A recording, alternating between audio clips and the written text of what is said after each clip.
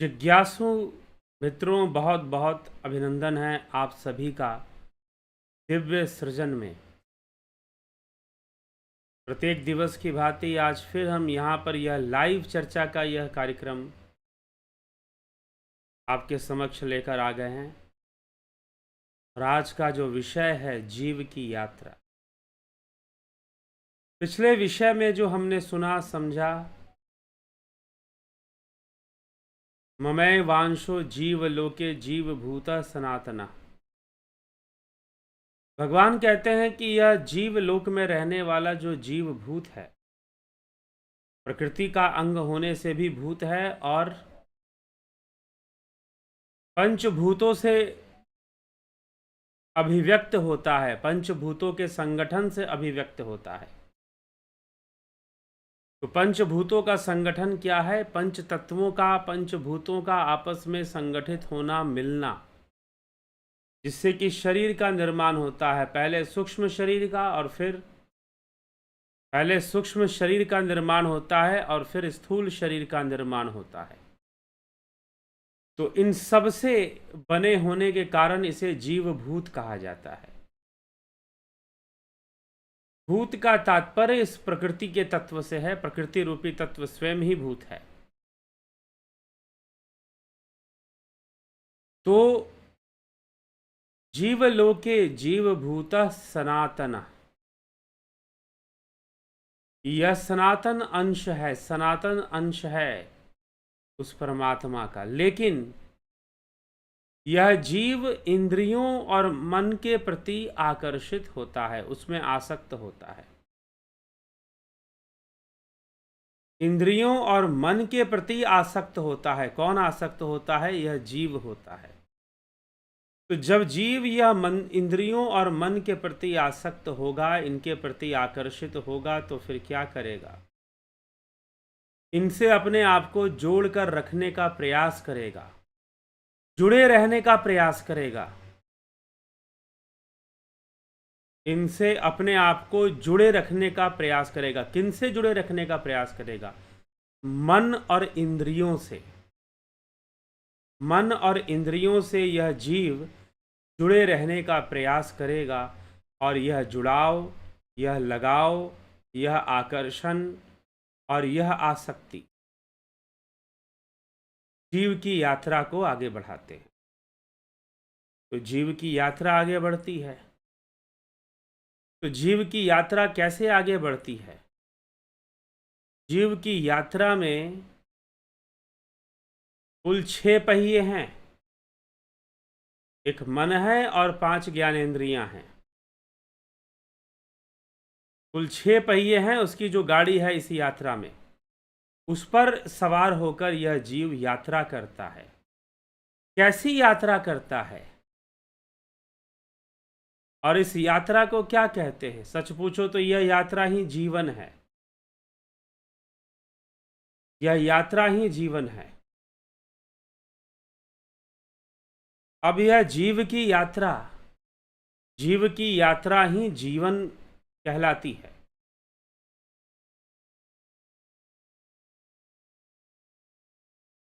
जीव की यात्रा जीवन कहलाती है। लेकिन जीवन को ज़्यादातर हम समझते हैं कि भाई मृत्यु, जन्म से मृत्यु के बीच में हम जीवन को मानते हैं। लेकिन जीवन मृत्यु के बाद भी है। मौत भी मिथ्या है, यह मृत्यु भी मिथ्या ही है।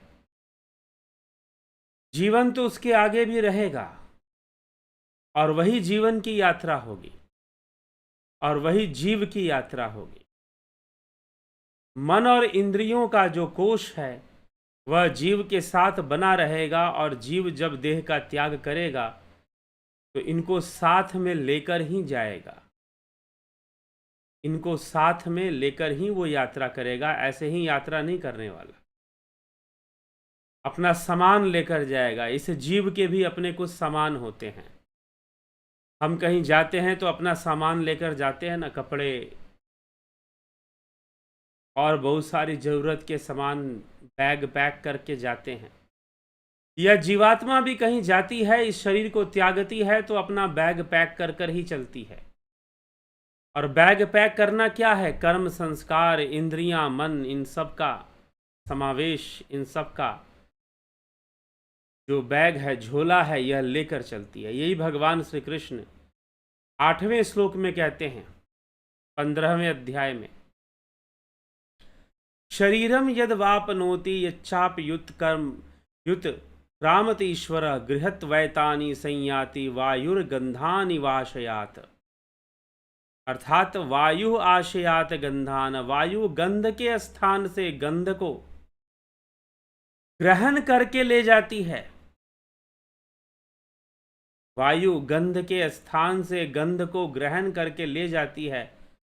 ऐसे ही शरीर आदि का स्वामी यह जीवात्मा भी जिस शरीर को छोड़ता है, वहां से मन सहित इंद्रियों को, संस्कारों को, कर्मों को ग्रहण करके फिर जिस शरीर को प्राप्त होता है उसमें चला जाता है। यह जीव की यात्रा है।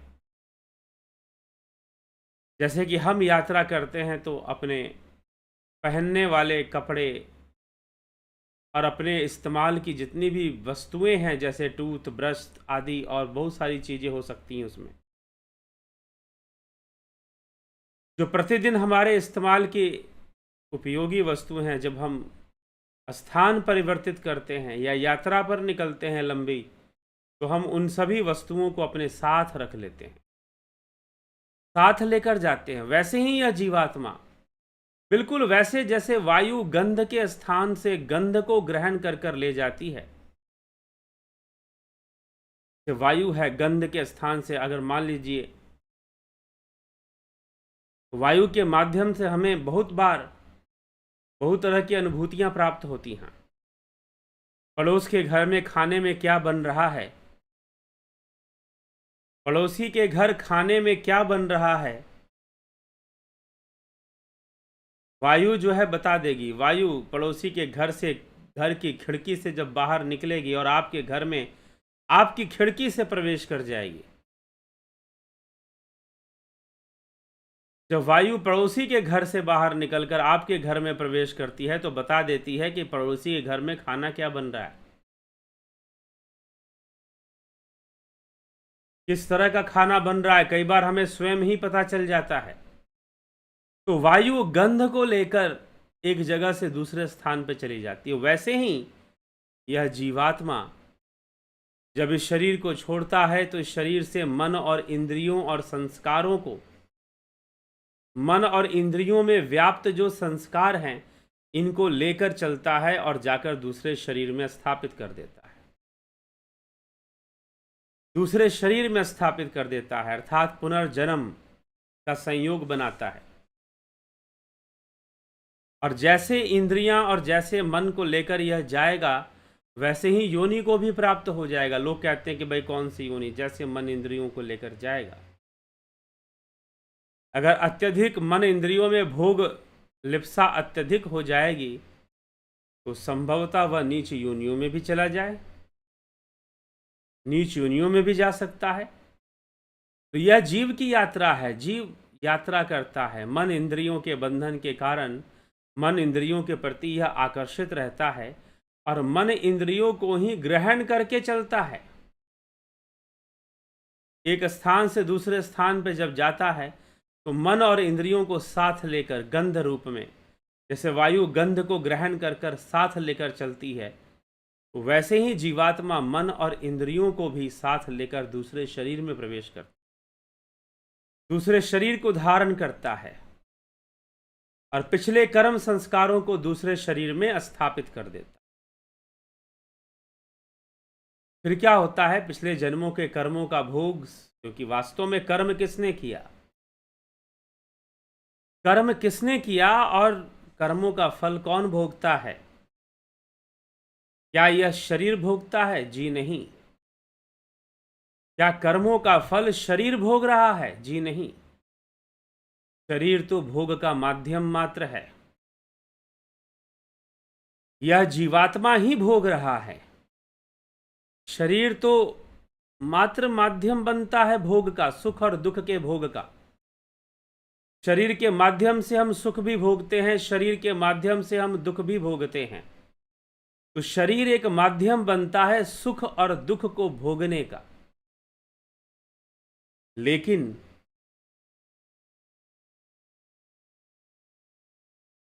वास्तव में कर्म कौन कर रहा है? यह जीव कर रहा है। यह जीव ही कर्म कर रहा है, यह जीवात्मा ही कर्म कर रहा है, कोई दूसरा कर्म नहीं कर रहा, शरीर के माध्यम से कर रहा है। इसलिए दंड का भागी भी कौन बनता है? यह जीवात्मा ही बनता है, ना कि शरीर बनता है।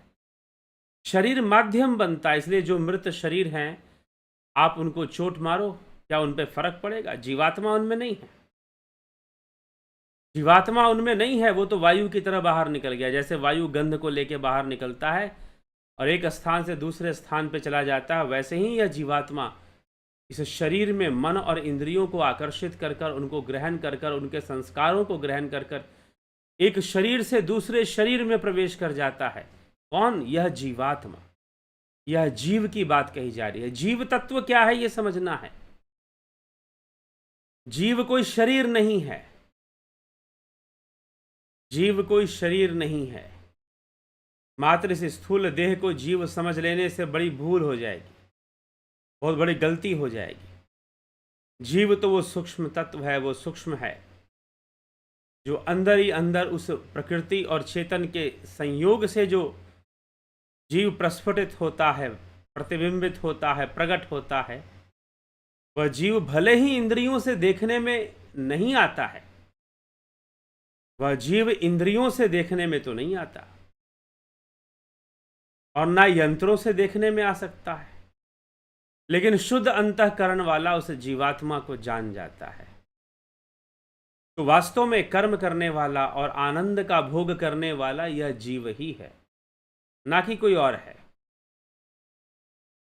शरीर के माध्यम से शारीरिक सुखों को भोगने वाला भी जीव है, दुखों को भोगने वाला भी यह जीव ही है। सुखों को भोगने वाला भी जीव है और दुखों को भोगने वाला भी यह जीव ही है, ऐसा हमें समझना चाहिए। वास्तव में मन के माध्यम से जीव ही भोग करता है। इसी रहस्य को प्रकट करते हुए भगवान श्री कृष्ण 9वें श्लोक में इस बात की चर्चा करते हैं कि जीव भोग कैसे करता है, किसके माध्यम से भोग करता है। श्रोत्रम चक्षु स्पर्शनम च रसनम घ्राणमेव च अधिष्ठाय मनश्चायम विषयानुपसेवते। यह जीवात्मा मन का आश्रय लेकर ही श्रोत्र और नेत्र तथा त्वचा, रसना और घ्राण, इन 5 ज्ञानेंद्रियों द्वारा विषयों का सेवन करता है। मन का आश्रय लेकर यह जीव भोगों को कैसे भोगता है, तो भगवान ने बड़ा सुंदर इसका वर्णन किया है। अर्जुन को समझाते हुए श्री कृष्ण भगवान कहते हैं, श्रोत्रम चक्षुः स्पर्शनम च रसनम घ्राणमेव च अधिष्ठाय मनश्चायम विषयानुपसेवते। यह जीवात्मा मन का आश्रय लेकर ही श्रोत्र और नेत्र तथा त्वचा, रसना और घ्राण मतलब नासिका, नाक, इन 5 ज्ञानेंद्रियों से विषयों का सेवन करता है। यह जीवात्मा क्या करता है? विषयों का सेवन करता है। किसके माध्यम से? मन और इंद्रियों के माध्यम से यह जीवात्मा विषयों का सेवन करता है। तो विषयों के प्रति इसकी स्वाभाविक आसक्ति होती है। अब ये किन किन विषयों का सेवन करेगा, तो कैसे कैसे विषय उपलब्ध हैं सेवन करने के लिए? तो गुणों के वशीभूत 3 प्रकार के विषय जीवात्मा के लिए उपलब्ध होते। सात्विक, राजसी और तामसी विषय जीवात्मा के लिए उपलब्ध होते हैं और जीवात्मा अलग अलग प्रभाव में, सात्विक प्रभाव में सात्विक विषयों का ग्रहण करता है, सात्विक विषयों का भोग करता है। राजसी प्रभाव में राजसी विषयों का भोग करेगा और तामसी प्रभाव में तामसी विषयों का भोग यह जीवात्मा करेगा। तो मन को आश्रय बनाकर इंद्रियों के माध्यम से यह जीव विषयों का भोग करता है और फिर भोग करने के बाद जब मृत्यु आती है तो वायु जैसे गंध को एक स्थान से दूसरे स्थान पर लेकर जाती है, वैसे ही यह जीवात्मा मन और इंद्रियों के साथ संस्कारों को लेकर जाता है दूसरे शरीर में, उसकी यात्रा ऐसे ही आगे बढ़ती रहती है और वह विषयों का भोग करता रहता है जब तक वो यह ना जान जाए कि भाई इस संसार में तो बस यही चल रहा है, यही चल रहा है, अब मुझे इससे मुक्ति मिले, मैं तो बंधन में आ गया हूं, मुझे इससे मुक्ति मिले। जब ऐसी भावना होगी तो जानने का प्रयास करेगा। अब जीव को पहले समझो, भगवान कहते हैं, भगवान श्री कृष्ण आगे बड़ा ही सुंदर कहते हैं। ये 3-4 श्लोक के अंदर बहुत ही गूढ़ रहस्य को प्रकट किया है भगवान ने, जीवात्मा के रहस्य को।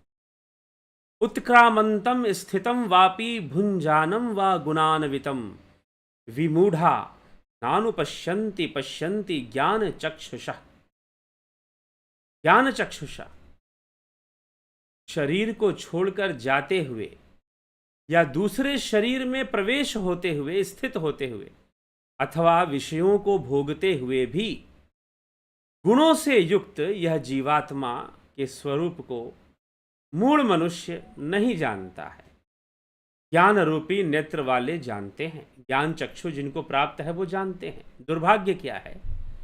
यही दुर्भाग्य है कि हम इस जीव को नहीं जानते।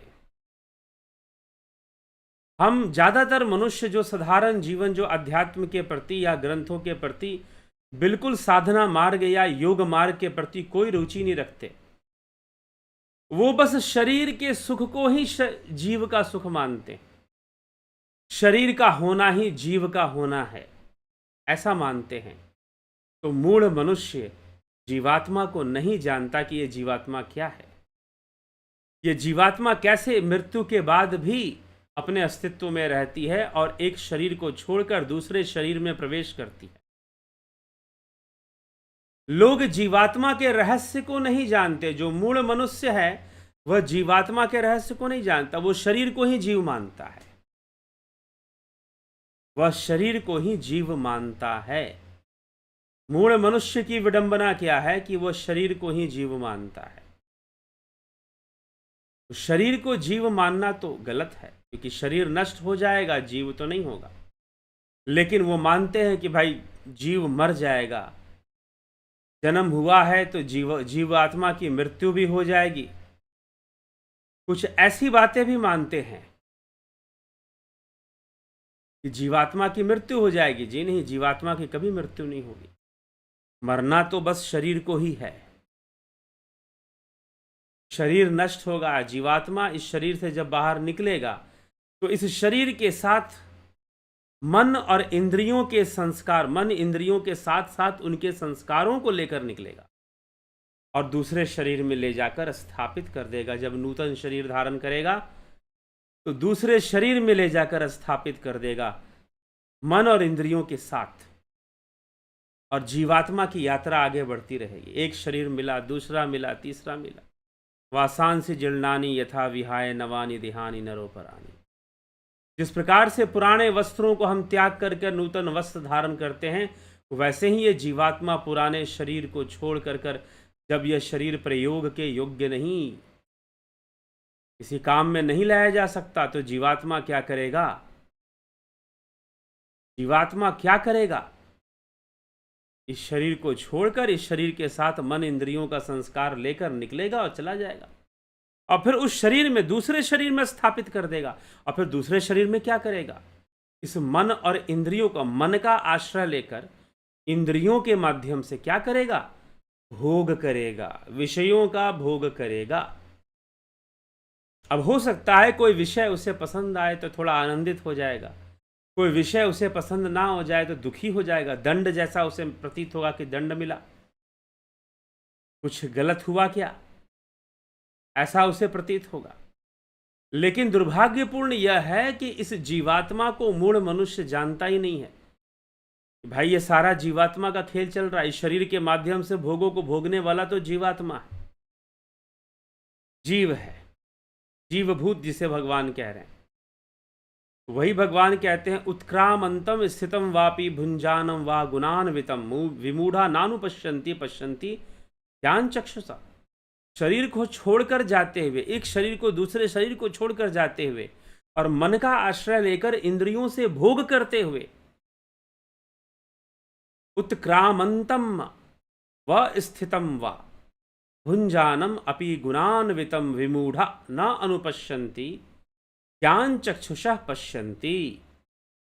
शरीर को छोड़कर जाते हुए या दूसरे शरीर में स्थित होते हुए अथवा विषयों को भोगते हुए भी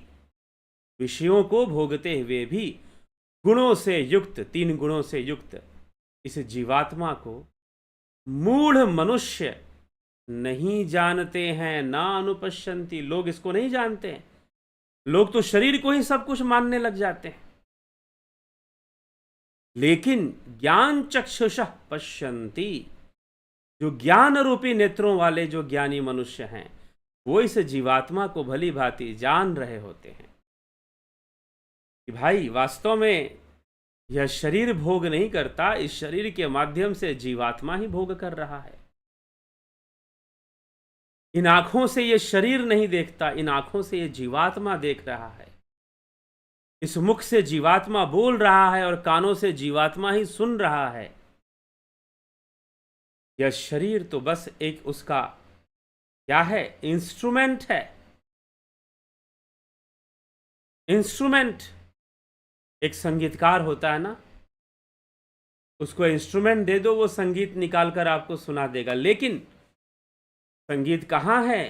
क्या उस वाद्य यंत्र में है? जी नहीं, संगीत तो संगीतकार के मस्तिष्क में है, के दिमाग में है, उसके स्मृति में है। लेकिन वो वाद्य यंत्र के माध्यम से संगीत को आपको सुनाएगा। जो उसके दिमाग में है वो वाद्य यंत्र के माध्यम से निकालेगा और आपको सुनाएगा, संगीत सुनाएगा। वैसे ही जीवात्मा अपने आप को शरीर के माध्यम से मात्र अभिव्यक्त कर रहा है। जीवात्मा शरीर नहीं है। लेकिन मूढ़ मनुष्य इस रहस्य को नहीं जानते। परमात्मा का रहस्य तो अभी आगे है, आत्मा का रहस्य तो आगे है, आत्मा परमात्मा का रहस्य आगे है। लेकिन यह जीवात्मा तो पहले समझ में आए। यह जीवात्मा क्या, यह जीव क्या है। इसके होने से कोई सजीव होता है और इसके ना होने से निर्जीव हो जाता है। रूप में देखते हैं तो शरीर को छोड़कर जाते हुए और दूसरे शरीर में स्थित होते हुए विषयों को भोगते हुए गुणों से युक्त जीवात्मा को मूढ़ मनुष्य नहीं जानता है। ज्ञानी रूप नेत्र वाले लोग जानते हैं, कुछ लोग जानते हैं, अन्यथा लोग नहीं जानते हैं। इस जीवात्मा को नहीं समझते हैं कि जीवात्मा क्या है। फिर भगवान कहते हैं यतन्तो योगिनश्शैनम पश्यन्त्य आत्मन्यवस्थितम यतन्तो अप्यकृतात्मानो नैनम पश्यन्त चेतसः। यत्न करने वाले योगी लोग अपने आप में स्थित इस रहस्य को अनुभव करते हैं, इस जीवात्मा को जानते हैं। परंतु जिन्होंने कोई अभ्यास नहीं किया और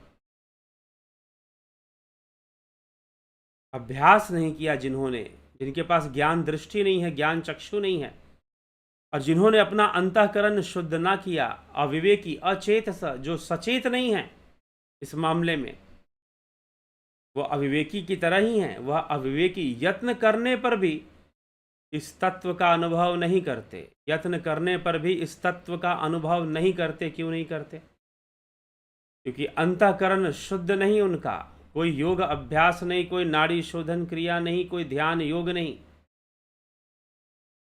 कोई ध्यान योग नहीं तो भला जीवात्मा को कैसे जानोगे? लेकिन जो सही विधि से अभ्यास करते हैं, ध्यान योग करते हैं, वो जीवात्मा तत्व को जान जाते हैं, जीवभूत को जान जाते हैं। मामेव वंशे ममे वांशो जीवलोके जीवभूते सनातना, जीवभूतः सनातन। तो जीवभूत है, उसको कौन जानता है? उसको लोग नहीं जानते हैं, जीव को। समस्या यही है कि जीव को नहीं जानते। सब कुछ करने वाला जीव, भोगों को भोगने वाला जीव, मृत्यु उपरांत इस शरीर से कर्म संस्कारों और मन और इंद्रियों को लेकर निकलने वाला जीव, और दूसरे शरीर में स्थापित करने वाला जीव, और फिर दूसरे शरीर से भोगों को भोगेगा। मन का आश्रय लेकर पंच ज्ञानेंद्रियों के माध्यम से भोगों को भोगता है यह जीव। लेकिन जिसको ज्ञान चक्षु प्राप्त हो जाए, ज्ञान दृष्टि प्राप्त हो जाए, तो इस जीव के रहस्य को वो व्यक्ति जान लेता है और व्यर्थ के जीव बंधन में वो नहीं पड़ता है, जीव को बंधन से रखने का प्रयास करता है। तो परवश जीव स्ववश भगवंता, जीव अनेक एक श्री। परवश जीव, जीव तो परवश है, परवश जीव स्ववश भगवंता, जीव, इसलिए जीव अनेक है, अनेक संख्या में अनेक कहा जाता है यह जीव। ये सारी जीव की यात्रा है, जीव की गति है। साधारण रूप से जीव की कैसी यात्रा होती है, तो ऐसी होती है। भगवान कृष्ण इन चंद श्लोकों में 7वें नंबर से 7, 8, 9, 10, 11, 5, लगभग 4 से 5 श्लोकों में इस विषय पर गहन चर्चा करते हैं, गहन चर्चा करते हैं। इसलिए हमें इस जीवात्मा को पहले जानना चाहिए कि जीवात्मा क्या करता है, कैसे करता है।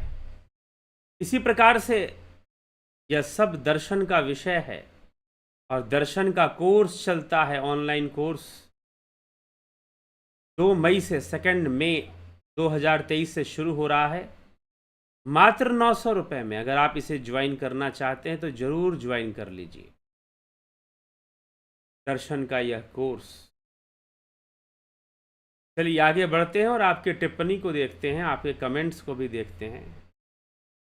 राजू पाल जी, हरिओम तत्सत। नवज्योतिनाथ जी, विक्रम सिंह जी, संतोष कुमार जी, अवनी प्रधान जी, जगत नारायण जी, कन्हई कुमार जी, विनोद के सूत, एके त्यागी जी, रतन सिंह जी, पलकधारी राजभर जी, श्वेता राय सिन्हा जी, बहुत अभिनंदन है आप सभी। गोविंद प्रसाद कोरी जी, अमन कक्कर जी, विनोद कुमार शर्मा, पुष्पा, सृजनी महंता। गुरु जी, मैंने सुना है कि कृष्ण यजुर्वेद में लिखा है कि शिव गौ माता के रक्षक पशुपति और गौ माता के संहार करने वाले पशुगण भी हैं, और गौ माता के संहार करने वाले पशुगण भी हैं। क्या ये बात सत्य है? आप जो भी मंत्र में लिखा है उस मंत्र का रेफरेंस जरूर दीजिए, आज नहीं तो कल बता देंगे। ठीक है, मंत्र आप कह रहे हैं कि कृष्ण यजुर्वेद में लिखा है कि शिव गौ माता के रक्षक पशुपति और गौ माता के संहार करने वाले पशुगण। पशुपति, पशु शब्द का अर्थ क्या है? पहली बात तो आप सभी लोग जब भी अर्थ निकालते हैं तो मनमर्जी का तो अर्थ निकालिए मत। इसलिए कहते हैं दर्शन पढ़ो, शास्त्र अध्ययन करो, मूल शास्त्रों का अध्ययन करो, समझ में। पशु का अर्थ क्या है? जीव ही पशु है। अभी हम जीवात्मा बोल रहे हैं ना, उसे पशु भी कह सकते हैं। जो परवश है वो पशु है, जो पाश में बंधा हुआ है, जो पाश संपन्न है वो पशु है। ठीक है, तो भगवान पशुपति है, मतलब पशु की रक्षा करते हैं। और पशुओं का नाश कैसे करते हैं? पशुओं का नाश मतलब पाश का नाश करते हैं। पशुघ्न उन्हें इसीलिए कहा गया है कि पशु का नाश करते हैं। जो पाश है, पाश मतलब बंधन है, उस बंधन का नाश कर देते हैं। तो पशु शब्द पाश से बना है। शिव महापुराण वायवीय संहिता में भी इसकी व्याख्या मिलती है, जो मैं अभी बता रहा हूं पशुपति और पशु शब्द के बारे में। हम सब पशु हैं जो बंधन में है, 3 गुणों के बंधन में। संपूर्ण जीव जगत बंधन में होने से पशु कहलाएगा। हाँ ठीक है, योगी होते हैं, साधना करते हैं, इस बंधन के रहस्य को जान जाते हैं और बंधन से मुक्त होते हैं। तो भगवान पशुपतिनाथ, पशुपति अर्थात उस पशु की रक्षा भी करते हैं और उनके पाश का खंडन भी करते हैं। पाश मतलब जो बंधन है उसे नष्ट कर देते हैं। ठीक है जी, आप अपने मर्जी से शब्द जोड़ के अर्थ निकालिए, अपनी बुद्धि है, कुछ लोग कुछ ऐसा ही लगे रहते हैं। घनश्याम सरोदे जी, पुष्पा शर्मा जी, गुरु जी, अकाल मृत्यु क्या होती है? टाइम आने के पहले जीव कैसे मृत्यु को प्राप्त हो सकता है? कृपया। टाइम आपने निश्चित किया है, नहीं किया तो फिर आपको कैसे पता कौन सा टाइम है? तो इसीलिए अकाल मृत्यु पर पहले भी मैंने वीडियो बना चुका हूं मैं, आप जरूर उसको सुनिए। गोविंद प्रसाद नीमा जी, राम निवास मीना जी, डिवाइन लव सतीश कुमार, उषा श्रीवास्तव, नूतन भट्ट जी, बहुत अभिनंदन है आप सभी का। अजीत अपराजित जी, जय सच्चिदानंद, सविता नायक जी, किशोर वैद्य, रूपलाल विश्वकर्मा जी, आशा रानी जी, प्रेम सागर यादव जी, बिमला शाह, नरेंद्र माकोड़े, सभी का बहुत बहुत अभिनंदन है। गंभीर शाह, बहुत अभिनंदन है। तेमज नौब, क्या हर जीव इंडिविजुअल होता है? तो मुक्ति की अवस्था के बाद क्या वापस जीव फिर से आ सकता है? अरे श्रीमद् भगवद गीता सुनिए, कितनी बार पिछले ही व्याख्यान में, कल के व्याख्यान, कल नहीं परसों के व्याख्यान में भगवान ने कहा कि मेरे परम धाम को प्राप्त करना, मतलब मुक्ति को प्राप्त करने के बाद उसका आवागमन नहीं होता, वापस नहीं आता। और क्यों नहीं आता? क्योंकि तत्व तत्व में मिल जाता है, तो वापस कहाँ से आएगा? अरे जो नदी समंदर में जाके मिल गई उसे वापस कहाँ से निकालोगे? जो नदी समंदर में जाकर मिल गई वो उसे वापस कहाँ से निकालोगे? एक जीव की अपनी निजी अकाउंटेबिलिटी होती है या सब मिक्सिंग खेल? मिक्सिंग खेल क्या होता है? सिस्टम होता है अपना उनका। ठीक। गोविंद प्रसाद कोरी जी, आज की चर्चा बहुत बहुत महत्वपूर्ण और सार गर्भित है, सरल शब्दों में समझाने के लिए साधुवाद, अभिनंदन है, स्वागत है आपका। सविता नायक जी, बड़ा कठिन मामला है भैया, जागते रहो। ठीक है। सविता नायक, ज्ञान आनंद, अनली अर्न मनी ऐप, वास्तव में जीव आत्मा ही मूर्ख है, जब तक जाने नहीं। शरीर में आसक्ति होने के कारण, शरीर समझने के कारण खुद को पूर्णता को प्राप्त हो जाता है। तेमज नॉब, प्रकृति में शरीर लिमिटेड नंबर में हो सकते हैं या अनलिमिटेड मुक्ति होने पर एक शरीर के कम होने की अवस्था होती है क्या? कोई कम नहीं, सब कर्म संस्कारों के हिसाब से चलता है। ठीक। हमराज बैरवा जी, मन मरा ममता मरी, मर मर गया शरीर, आशा तृष्णा ना मरी, कह गए दास कवि। रेणु भंडारी जी, बहुत अभिनंदन है। उदय शंकर जी, भोग रहित अवस्था में जीव का अस्तित्व होता है क्या? अगर नहीं, भोग तो रहेगा सुख और दुख के रूप में, जीव है तो भोग रहेगा। हर अवस्था में भोग रहता है किसी न किसी रूप में। मात्र योग के द्वारा जब कैवल्य अवस्था प्राप्त हो जाएगी, कैवल्य मुक्ति प्राप्त हो जाएगी, तब जाकर भोग नहीं रहेगा। अर्जन भाई चौहान जी, सृजनी महंता जी, सोनी पंडित जी, गणेश आम्बेकर, पारजी जी, कुंवर जी, सभी का बहुत बहुत अभिनंदन है। रूपलाल विश्वकर्मा जी, वेदांत का वीडियो नहीं मिला अभी तक, मिलेगा, प्रतीक्षा कीजिए। वेदांती है श्रीमद् भगवद गीता, विवेक चूड़ामणि पूरा वेदांत है, मिलेगा। विशेष है तो मिलेगा ही, विशेष मिलने में थोड़ा समय लगता है।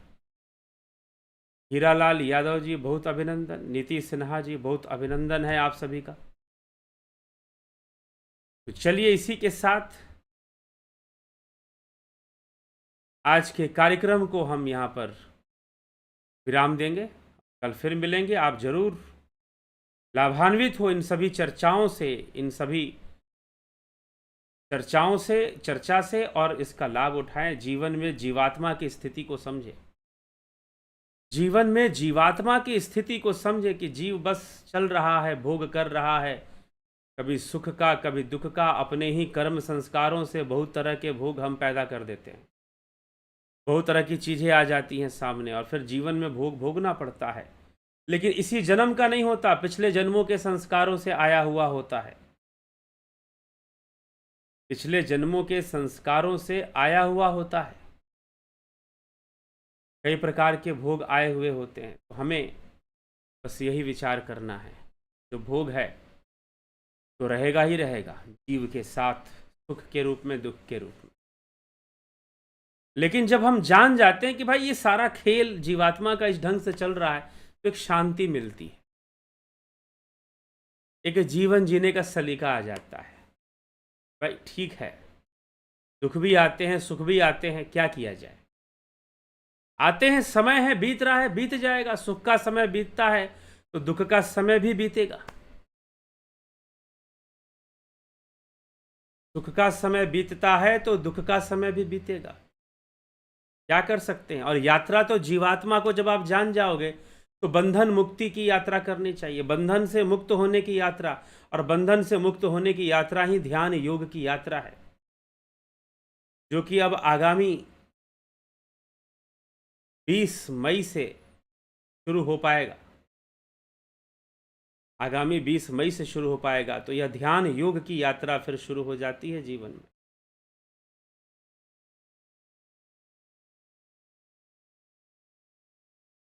ध्यान योग, योग राज योग, अष्टांग योग, यह जीव के मुक्ति का ही मार्ग है।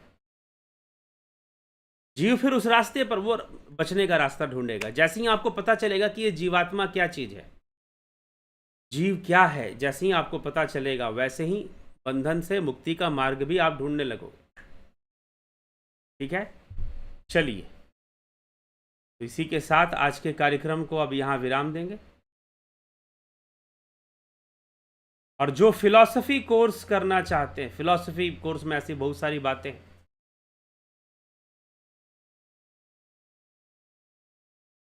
दर्शन, clear your vision about life, love, God, world and dharma. Online course on philosophy with Indian and western approach. ठीक है, जरूर इसको ज्वाइन कीजिए, लाभान्वित होइए। बहुत सारे गुण रहस्य समझ में, कई लोग प्रश्न करते हैं, देवता, अभी कोई प्रश्न कर रहा था, क्या लक्ष्मी जी प्रकृति का अंश अवतार। प्रश्न ऐसा होता है क्योंकि आपके दिमाग में जो रॉन्ग कॉन्सेप्ट बैठा हुआ है, गलत विचारधारा बैठी हुई है, गलत अवधारणा बैठी हुई है, उसी के अनुकूल आप प्रश्न कर देते। चीजें कुछ और हो रही हैं, सब प्रकृति के वश में है। आप कहोगे ब्रह्मा विष्णु महेश, जी हां, प्रकृति के वश में ही सब कुछ है। अवतारी पुरुष भी आएंगे तो इस प्रकृति का आधार लेकर ही काम करेंगे, ना कि प्रकृति को बदल के चले जाएंगे। नहीं भी हम नियम बदल रहे हैं, अब ऐसे नहीं, ऐसे होगा नहीं। कभी सुना ऐसा हुआ? क्या सूरज पश्चिम से निकलता था और कोई अवतारी पुरुष आए, उन्होंने पूरब से कर दिया? क्या संभव है? नहीं संभव है। और जो अवतारी पुरुष आते हैं वो ये काम करने नहीं आते कि पूरब से पश्चिम से अब सूरज निकलेगा, ऐसा काम करने नहीं। वो तो बंधन से मुक्ति का मार्ग दिखाने आते।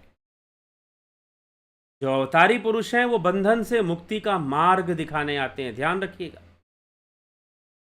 वो बंधन में डालने नहीं आते, बल्कि बंधन से मुक्ति का मार्ग दिखाते हैं। भगवान कृष्ण यहां पर क्या कर रहे हैं? श्रीमद् भगवद गीता में अर्जुन को क्या बता रहे हैं? बंधन से मुक्ति का मार्ग ही तो बता रहे हैं। तो बस यही गुण रहस्य हमको समझना है।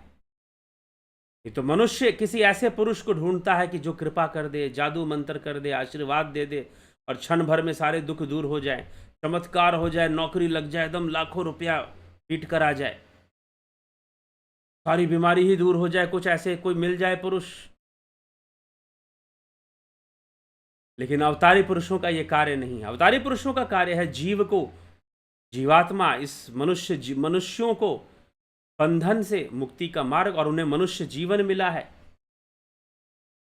तो बंधन से मुक्ति का मार्ग मिला है उन्हें इस शरीर के माध्यम से। गोस्वामी तुलसीदास जी इसीलिए मनुष्य शरीर के लिए, मानव तन के लिए क्या लिखते हैं? बड़े भाग मानुष तन पावा, सुर दुर्लभ सद ग्रंथ ही गावा, साधन धाम मोक्ष करी द्वार। यह मनुष्य का शरीर ही साधन है, धाम है, मोक्ष का द्वार है। जीवात्मा जब मनुष्य शरीर को धारण कर लेती है तो बंधन से मुक्ति का मार्ग उसे मिल सकता है, योग मिल सकता है, ध्यान योग मिल सकता है, अष्टांग योग, राजयोग मिल सकता है।